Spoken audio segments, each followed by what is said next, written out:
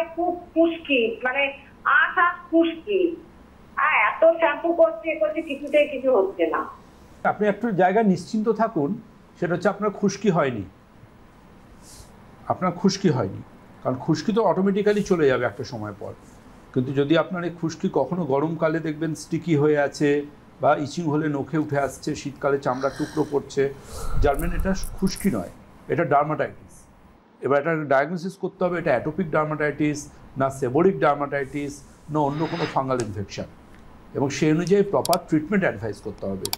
একটা অসুখ করলে তার সমাধান শ্যাম্পু নয়। একটা চুলের একটা, ওটা তো বিজ্ঞাপনে দেখানো হয় শ্যাম্পু করলে খুশকি চলে যাচ্ছে, কিন্তু আপনারা সবাই জানেন তারপর আসছে বছর আবার হবের মতো কয়েকদিন বাদে খুশকি আবার ফিরে এসে প্রেজেন্ট প্লিজ বলে না, ঠিক সেরকমই। তার জন্য শ্যাম্পু নয়, ট্রিটমেন্টের প্রয়োজন। আপনি অবশ্যই আপনার সমস্যাটা বিস্তারিত আমার নাম্বারে কমিউনিকেট করবেন, জানাবেন হোয়াটসঅ্যাপে ভয়েস মেসেজের মাধ্যমে। কারণ প্রতিদিন কয়েক হাজার ভয়েস মেসেজ আসে, কয়েক হাজার রিপোর্ট আসে, ওই প্রত্যেকটাকে ইন্ডিভিজুয়াল দেখে দেখে ফলো আপ করতে হয় আমাদের এক্সপার্ট টিমকে। সুতরাং আপনি বিশদভাবে জানাবেন এবং অপেক্ষা করবেন, ওরা অবশ্যই উইথিন ফিউ ডেজ আপনাকে রিপ্লাই করবেন।